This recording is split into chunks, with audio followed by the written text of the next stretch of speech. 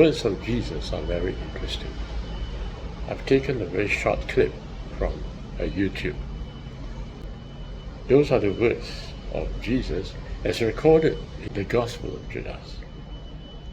So let's examine what Jesus is saying at the Gospel of Judas. He was with his disciples in Judea. He found them sitting together practicing their piety. When he came up to his disciples 34, sitting together praying over the bread, he laughed. The disciples said to him, "Master, why are you laughing at our prayer? What have we done? This is what's right." He answered and said to them, "I'm not laughing at you. You're not doing this because you want to, but because through this, your God will be praised." Now this is very funny, right? You see the disciples were gathered together and they were praying. And I guess they would expect Jesus to join them in the prayer. But strange, isn't it? Jesus didn't join them. In fact, Jesus laughed at the whole thing. But Jesus was laughing at the idea that they resorted to prayer, to the prayer of their God, which they know. Right? But Jesus knew some. But Jesus said something very interesting. He said that you did it not with your own intention, meaning that they did it without truly understanding what's all about. Everybody understands prayer to be a connection with God, and I'm sure the 12 disciples did it to connect with God. But very strange, right? That how is it possible that Jesus felt it's kind of a waste of time? Have you ever wondered why? And what is most strange is that Jesus was mentioning about God that they knew to be their God. But evidently it's not the God of Jesus. Gosh, that puzzles you even more, right? But obviously, what will happen is that you will think that the book of Judas is an apocryphal book, and you wouldn't want to read it if you're a Christian. So you just throw it away. You will not even bother to think carefully that what Jesus spoke in the book of Judas is kind of very puzzling, and it's worth thinking about, isn't it? You see, many times in our life we do a thing because we do it as a ritual. That's what Jesus is implying. You're doing it because so that your God will be praised. You don't know who that God is, but your God will be praised. And you do it with that kind of intention. You don't even know what it is that you're doing. And basically, you're asking for approval. You do it because God will be praised. You do it because you believe that God will like you for doing it. God will bless you for doing it. You do it because you believe that you'll be going nearer to God because of your prayer, that your prayers will be answered. But what you didn't know is that it's a waste of time. That's what Jesus is implying. And it's really a waste of time to me. And why? Why? It's because, number one, the God that you think you're worshiping, you have no connection whatsoever. It's an idea in your mind. You reach out to something which is only an idea in your mind. It is not from the soul. There's no soul connection with the One Most High. So your prayer is just words that you hear in your own self, meaningless altogether. And now watch the clip again. The reply from the disciples is shocking. The reply from the disciples implied they thought that Jesus and themselves are worshipping the same God. "Master, you are the Son of our God." Jesus said to them, "How do you know me? Truly I say to you, no generation of the people among you will know me." Wow, wow, wow. Notice, right, that the disciples replied, saying to Jesus, "I'm worshipping your God, and you're the Son of our God." Wow. But Jesus made a very intriguing question. How do you know me? How do you know that I'm the Son of your God? And Jesus made a very point-blank statement.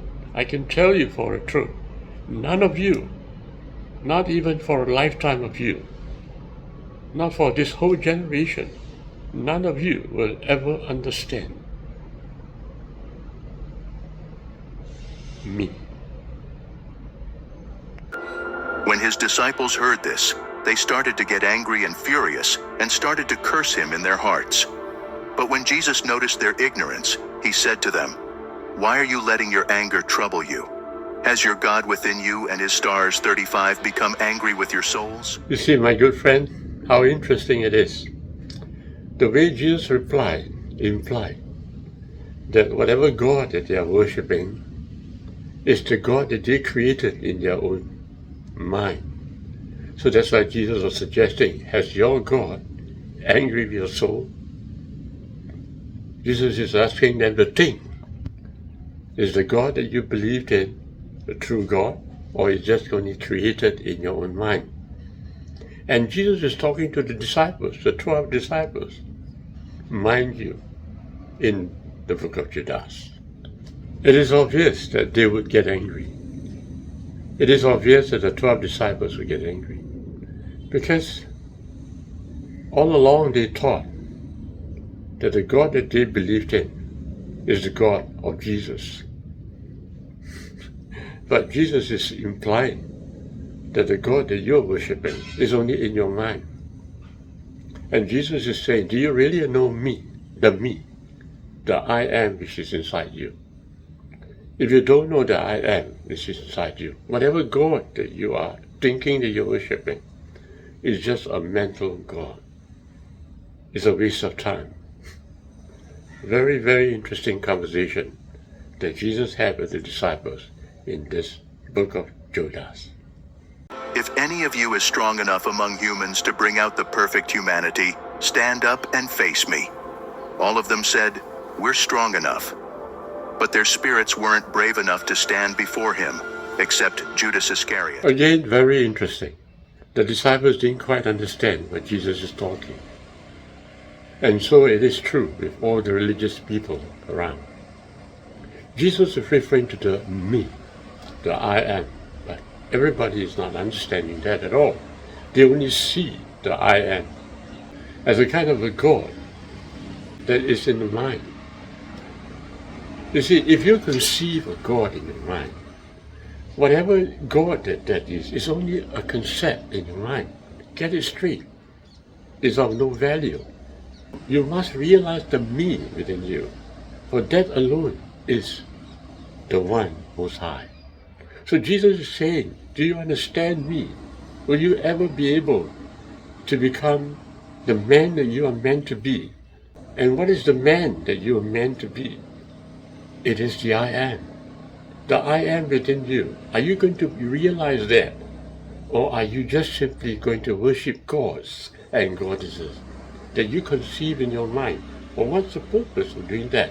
You're not the man that was brought forth in the beginning to bring forth your humanity as a me. He was able to stand before him, but he couldn't look him in the eye, so he looked away. Judas said to him, "I know who you are and where you've come from. You've come from the immortal realm of Barbello, and I'm not worthy to utter the name of the one who sent you." Now this is most interesting. Now you notice that the book of Judas is written by Judas, okay? Let's assume that way.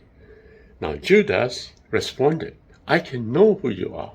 He said that, "I know who you are. You're the one who descended from the realms of Barbello," which I think it means divine realm, right? "And I know who you are, but I cannot describe you." Yes, because I'm not worthy to describe you. Judas sounds perfect, right? But not exactly. Because he couldn't understand the me that's inside him. And that's why he could not understand the me that is inside Jesus Christ. You see, Jesus Christ is not referring to himself as a person. He's referring to the me. And the me is found in every one of us. Yes, if we know the me, then we know who we're talking to. Now, when God called Moses, and when Moses turned his eyes to face the bush, What did Moses reply? It is written in the Torah. Moses said, "You am I." That's right, you am I. And because Moses was aware of the I am within himself, what did God do? God introduced himself and said that I am the I am, that I am that I am, and that is my name forever. Do you notice the interesting part? You have to know who the I am before you can communicate with the I am. If you just simply know God in your mind, you're not at the place of the intensity of me. In this passage, Jesus finds his disciples engaged in prayer and laughs, a response that confounds and upsets them. His laughter is not a mockery of their prayer, but a reaction to their limited understanding of the divine and spiritual matters. Jesus implies that their actions are not entirely of their own volition, but are instead influenced by a higher purpose that they don't fully comprehend. The disciples' claim, "You are the Son of our God," suggests their belief in Jesus' divine nature, but Jesus challenges this by stating that no generation will truly know him. This could imply that Jesus' true nature and mission are misunderstood or unrecognized by those around him, including his disciples. The disciples' anger at Jesus' words and his subsequent questioning of their anger highlight a disconnect between Jesus' teachings and the disciples' understanding. Jesus challenges them to bring forth the perfect humanity, a call for deeper spiritual realization or enlightenment, which none can fulfill except Judas Iscariot. Judas's ability to stand before Jesus, yet his inability to look him in the eye, signifies a complex relationship. Judas recognizes Jesus' origin from the immortal realm of Barbelo, a Gnostic concept referring to a divine realm. However, Judas feels unworthy to speak the name of Jesus' sender, indicating a profound reverence or acknowledgement of the sacredness of Jesus' mission and origin. This passage emphasizes the unique understanding and role of Judas Iscariot, contrasting him with the other disciples. It sets the stage for the deeper revelations and discussions that follow, particularly between Jesus and Judas, and suggests a reinterpretation of Judas's role from traditional Christian theology, Judas's special knowledge and role. Then Jesus, knowing that he was thinking about what's exalted, said to him, "Come away from the others, and I'll tell you the mysteries of the kingdom. Not so that you'll go there, but you'll grieve much." 36, because someone else will replace you to complete the 12 elements before their God.